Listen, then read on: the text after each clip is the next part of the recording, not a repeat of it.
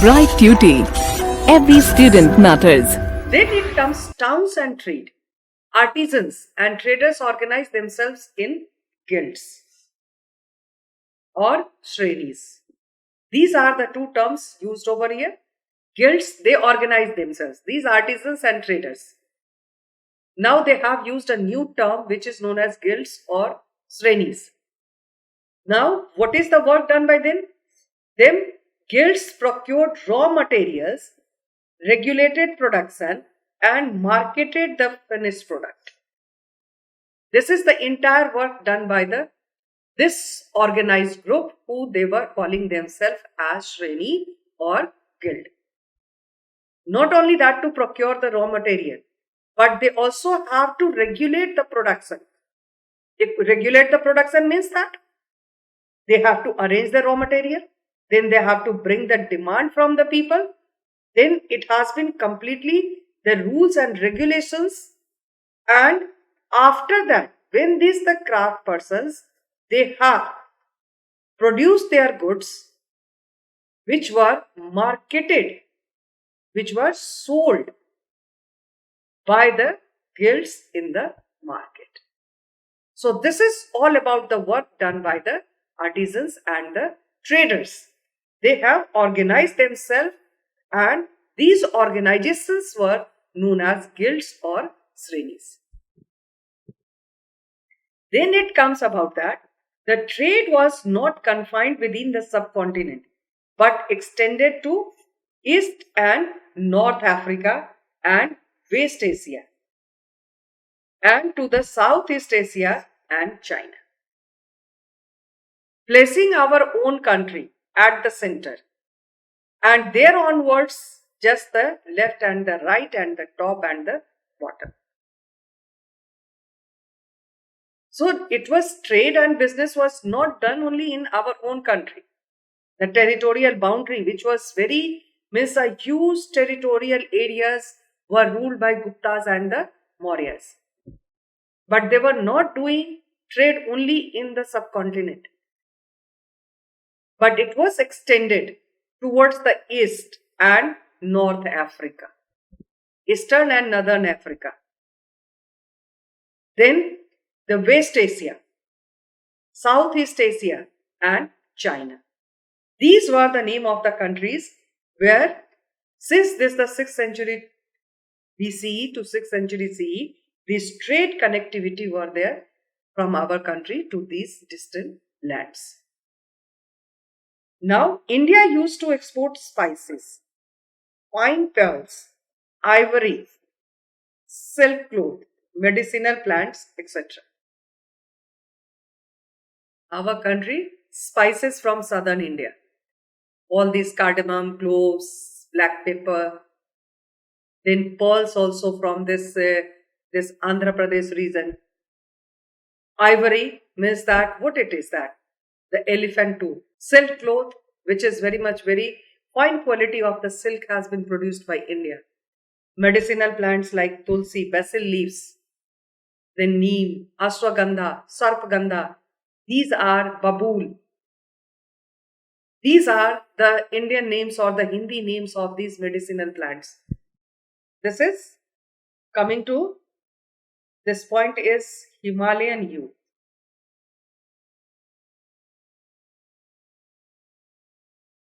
This Himalayan yew is great in demand throughout the world. This plant is used for to cure the cancer disease.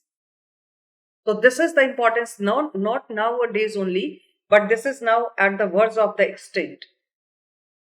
So this is the importance of these spices and pearls, ivory, silk cloth. What we are doing trade and business nowadays, it is not started now. But since the ancient time, we have a trade connectivity with the different countries of the world. Different countries means we have a trade connectivity with Africa, Western Asia, Southeast Asia, as well as China. Trade in subcontinent and beyond. India had contact with countries on the eastern side along the Bay of Bengal. We have Bay of Bengal in the eastern side. as well as on the western side with North Africa, West Asia, and some parts of the Europe, which is connected through the Chinese Silk Route. These traders and merchants, not of our country, but can say so that the international traders, they are just starting from the China, passing through our country by collecting the fine quality of muslin, silk, spices, and gradually they move towards the west, Central Asia, and reach to the European continent. Indian spices, silk, and cotton were great in demand in the European country. These successful merchants were called, this is the Masatuvan in Tamil, and Sethis and the Satavahas in Prakrit. This is, the simple term is what? The merchants. In different language, they have been called by the different names. Just now we discussed in the previous slide about the guilds. Traders and merchants and the artisans, when they organized themselves, that organization was known as the guilds or srenis. The same way, the successful merchants, who they became very famous, they have started calling, in Tamil language, they were calling themselves as Masatuvan, and the Sethis as well as the Satavas in the Prakrit language. It depends that the merchant is doing trade and business from which part of our country. Because in our country, since the ancient time only, that northern India, they have the different languages. Southern India, they have the different language. So, in their own language, they were using the different terms, but the meaning is the same.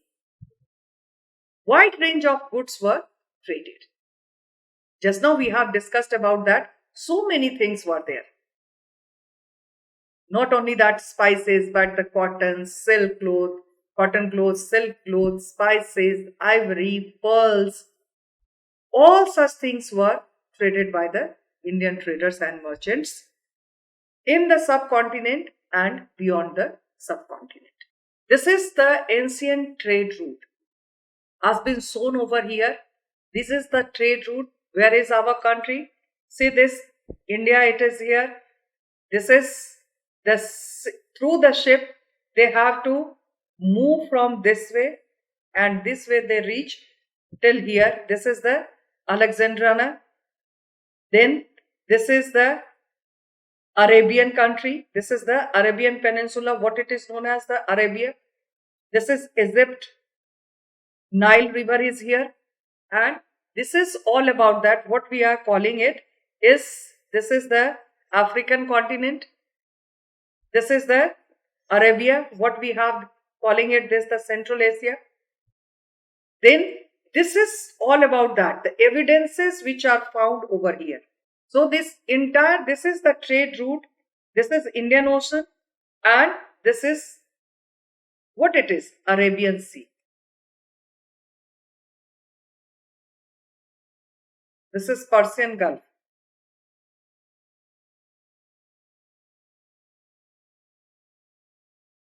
So this is all about that, the trade routes which beyond the subcontinent it has been used by the traders and merchants for the trade and business to the different parts of the world. Then the last subtopic of this trade and towns, it comes about the coins and the kings. This is very important for the picture reading. This is the two different coins have been shown over here. Exchange of goods took place through coinage. Means that as a medium of exchange. What it is? As a medium. Medium of exchange. These coins has been used as a medium of exchange. What we are using nowadays, currency notes, which is also used for the exchange of goods, exchange of commodities. So the same way exchange of goods took place through coinage. Punch mark coins of copper and silver. These are, in those days, punch mark coins were used. They were basically made up of copper and silver. Coins had inscriptions. Now coming to discuss about that, how we can, or we have the idea, we get the idea about that, in which period this coin has been used. How the historians, they got the fact about that. So this is, the coins had inscriptions, pictorial representations, which is already shown over here. Then other than that, these are the written things.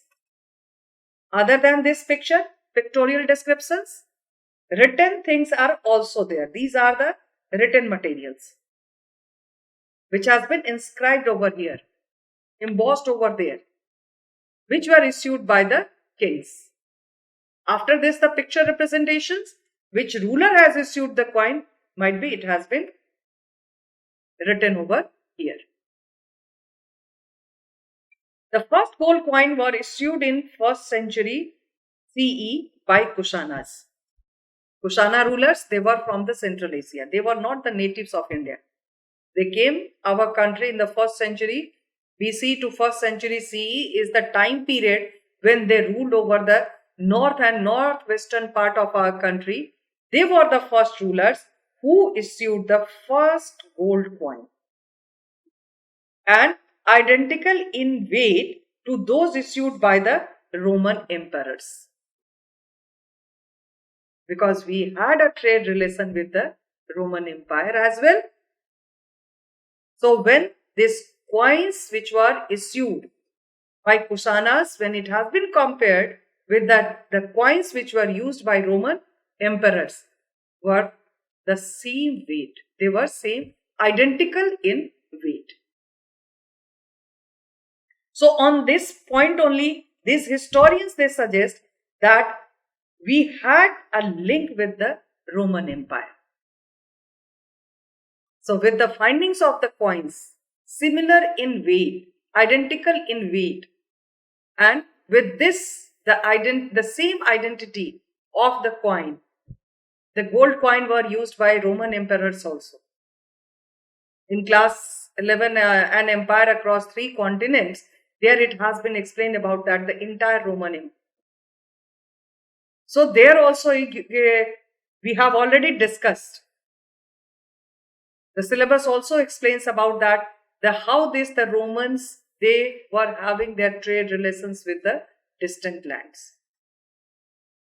So after finding this, the same weight of the coins, historians now, they have started depicting this. They have started telling about that. We had a trade relation with Roman Empire. Coins and kings, numismatics of the 6th century BC onwards. Now coming, numismatics means that the study of coins. This means the study of coins.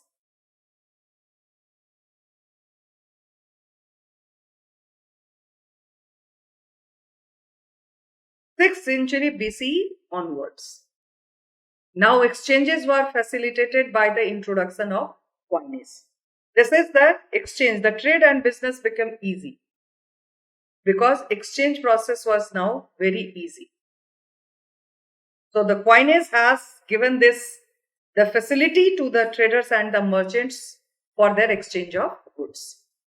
In this punch marked coin made of silver and copper, these were the 2 metals which was used for the earliest minting of the coins, and it was used. Making of coin is known as the mint.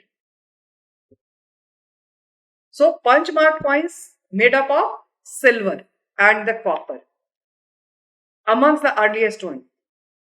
Do not compare it with that the Kusana rulers when they have issued the first gold coin in the 1st century CE, which here we are talking about that the common metal which was used for the mint of the coins. So the coins were issued by kings, merchants, bankers and the town people. Now, who were the issuing authority? Not like nowadays. Earlier, the king is considered as the issuing authority, as well as the merchants, bankers. Not like these days. Earlier only that the private banking system was there, and the townspeople who they were involved in the craft production and doing trade and business with the traders and the merchants. So these were the group of people they were supposed to issue the coins. The first coin bearing the names and images of the rulers were issued by the Indo-Greeks. This is with the name. The first image, the first coin, which was issued with the name of the rulers, image of the rulers, were the Indo-Greeks. First gold coin were issued by in the 1st century CE by the Kushanas. Hoards of Roman coins have been found in South India. Hoards means it is in bulk. Means that we had a southern India people had a good trade relation with the Roman Empire. So it is written over here, hoards of the Roman coins have been found in southern India. This indicates that there was a close connection between South India and the Roman Empire. Cholas, Cheras, Pandyas, then we have the Satavahanas, Pratiharas. All they were the rulers of the southern India. And they had a very good relation with Roman Empire. Because of that, during the excavations, a bulk of the Roman coins have been found in the southern India. Coins were also issued by tribal republics. For example, it is written over here, Yodhyas of Punjab and Haryana. The 1st century CE issued thousands of copper coins. This is the tribal group of people, they were also issuing their own coins. Guptas also issued gold coins. These were remarkable for their purity, and these coins facilitated long distance transactions. Because of that, these archaeologists, the historians, they found the similar types of the coins on the distant lands. So on that basis, they were just depicting about that. Guptas were also there who issued the gold coins. And the remarkable thing was with that the Gupta's gold coin they were pure. Then the coins facilitated long distance transactions. Again that they had the trade relation with the distant lands, the different countries of the world. From the 6th century onwards, this is C is written over here. Approx, not that the accuracy is there. Accurate this century is not, but approx it is written 6th century onwards, finds of gold coins are fewer. Historians divided on this issue. Some suggest that there was an economic crisis following the collapse of Western Roman Empire. In class 11, it has been given in a very detailed description about that, the Roman Empire. So what it says that there were an economic crisis. So the collapse of why it was the economic collapse of the Western Roman Empire. So, and how it has affected? Decline of the long distance trade affected the prosperity of states, communities and regions. Because huge profit were earned by these merchants, by traders, by doing the trade with the foreign countries to the different countries of the world. But when the Western Roman Empire was collapsed, the entire thing was missed. The economic crisis were faced by the traders and the merchants. This is the one example quoted over here. Economic crisis. Why it happened? Because of that, the collapse of the Roman Empire. But the others argued that the new towns and the networks of trade began to emerge around this time, though finds of coins are fewer. Other group of historians, now they are giving their argument about that the new towns and the networks of trade emerged. So the diversification, of the coins were there. Now the traders and merchants, they were not specified with those countries only which they were doing trade and business with them, but the new towns and the new cities were also immersed, and the money and the coins were diverted in those directions also. So this is the two different groups of the historians. They have given their ideas, their view about that, how the prosperity was there, how this economic crisis was faced by the traders and the merchants, and the business. Then other group of the historians, they are giving the ideas about that. They argued about that. It might be that the new towns and the cities were immersed and the diversion of the coins were there.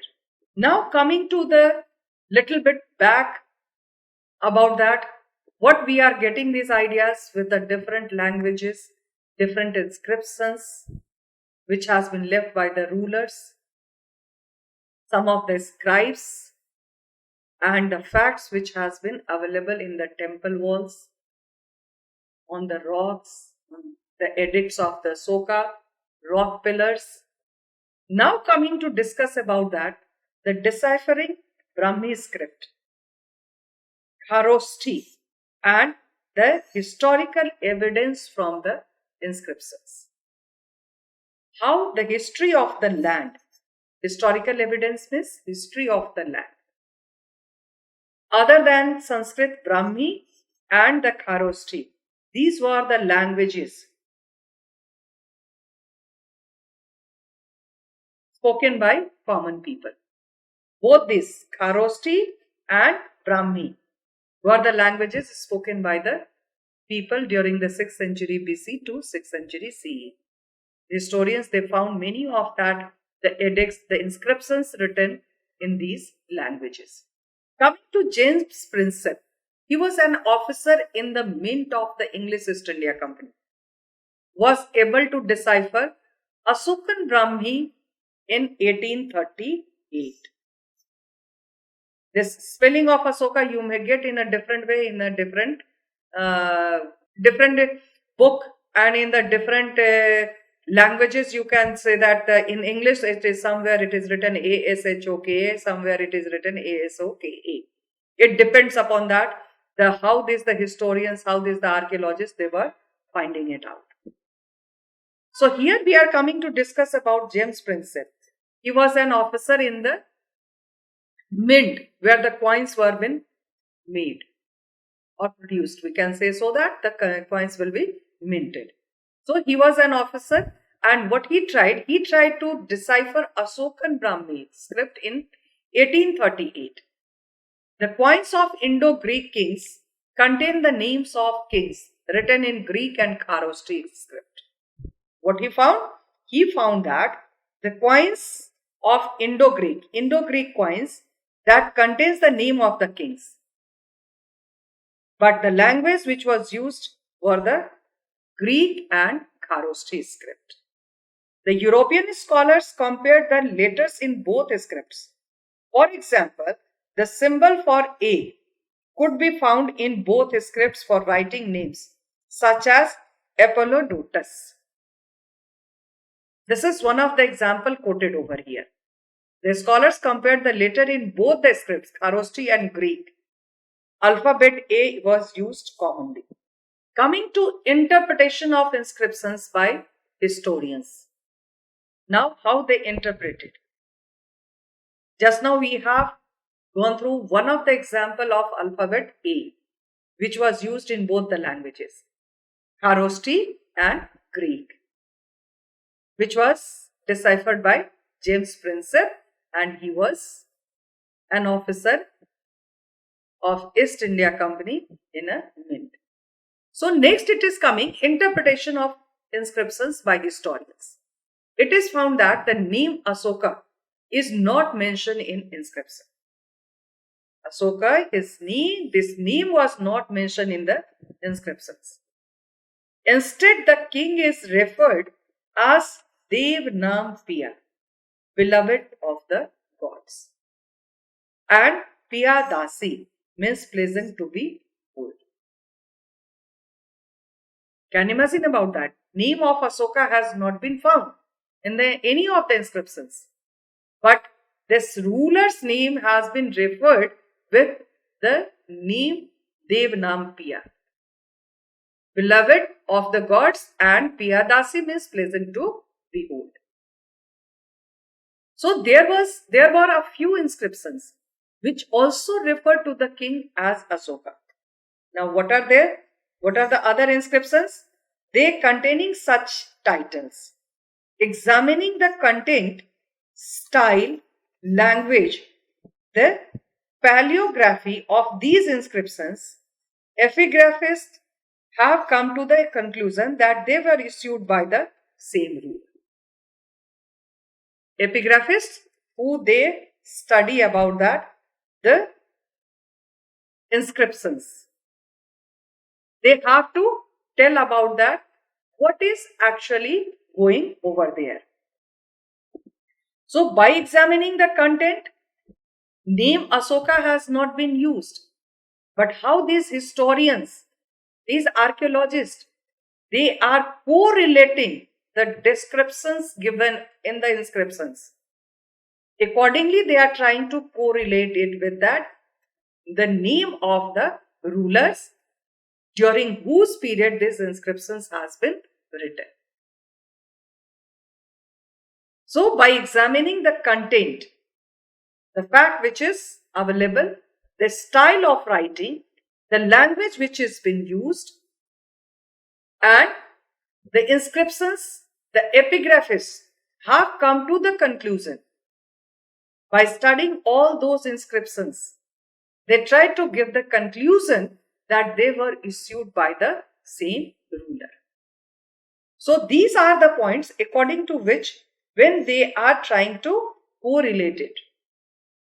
After correlating all these facts, they are just giving their result, that this has been related to the same ruler. What we are calling it, inscriptions is not using the word name Asoka. Whatever it is, Devnam Piya is there, Piyadasi is written over there. So, and how the facts has been correlated by this epigraphist, or by this the archaeologist, by this the historians, with the content, with the style of writing, the language which has been used. So accordingly they try to correlate it, and they are giving us idea about that. This has been issued, this has been written in the same time period with the name of the same ruler. Now the limitations of inscriptional evidence. These historians, they also face certain limitations while they are trying to correlate it with the facts. What are their limitations? Letters may be very faintly engraved. Means it has not been properly read. So it is written here, very faintly engraved, or not preserved properly. Inscriptions may be damaged, or letters are missing. Because of that, the maintenance has not been done. It is not sure about the exact meaning of the words. Exact meaning is also not available. Inscriptions may not have lasted the ravages of time. Thus, what is available at present is simply a fraction of what was written. So this way also it has been just explained by the archaeologists, by the historians. Whatever the inscriptions has been written at that time, might be there simply a fraction is available. Whenever, if suppose we want to visit on this, the Asoka's pillar, wherever it is in Sarnath, it is in Vaishali, it is in, even in Delhi also it is there. So it is in Avanti, wherever the Buddhist places are there, Buddhist stupas are there, we can go and we can collect the idea about that. But they, most probably they are fainted, or they are not been readable now. So inscriptions may not provide a complete idea about political and economic history of the given time period. Complete political and this economic history is not available. Inscriptions are written from the point of the view of the person who commissioned them. This is now what it says, that it's very important. The political and economic history of the land is not been mentioned. But what it is mentioned over there? They have been written with this point of the view, the person who has commissioned them. Suppose that the ruler, any of the king, emperor, appointed one of the scribe or the court poet they have in their court.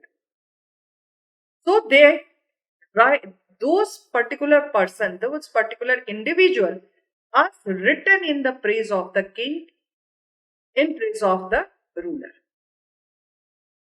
So the routine agricultural practices may not be recorded in the inscriptions. So the lifestyle of the common people, day-to-day activities are missing in all these inscriptions. So that way this topic has been mentioned over here, limitations of inscriptional evidences. So this inscriptions is not giving the clear idea about the entire society. It missed out that the day-to-day lifestyle of the people, about the lifestyle of the common people, about the agricultural practices, all such things are not being mentioned. The entire political and economic activities or history is also not been mentioned. Then some of the important terms and terminologies are there in this chapter. Many things has been used, like the inscriptions. Inscriptions are what? These are the writing on stones, metal, pottery. When we get some of the ideas which has been written on the stone, on a metal plate, or it has been written on the pottery, then it is known as inscriptions.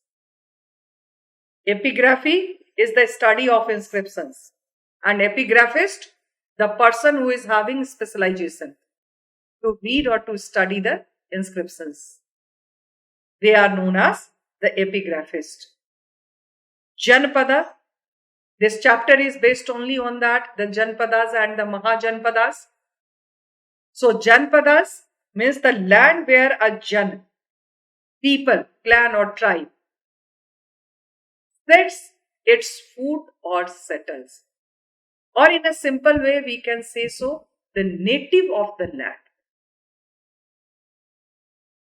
Then it is known as the Janpadas.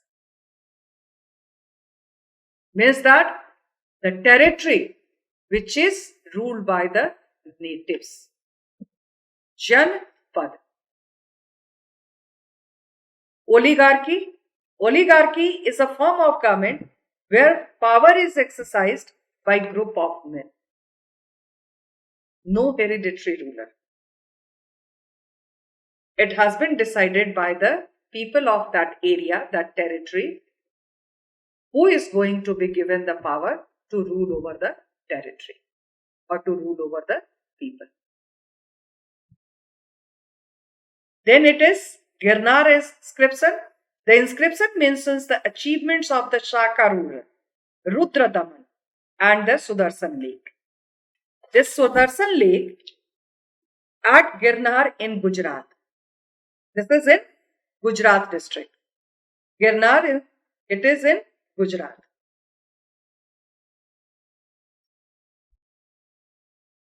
Was a feat of engineering and was one of the notable examples of irrigation in an ancient India, which has been quoted as a very great example. This we are talking and discussing here about that, the Sudarshan Lake, used for the irrigation facilities in ancient India. It was originally constructed during the reign of Chandragupta Maurya, when it was been constructed during the period of Chandragupta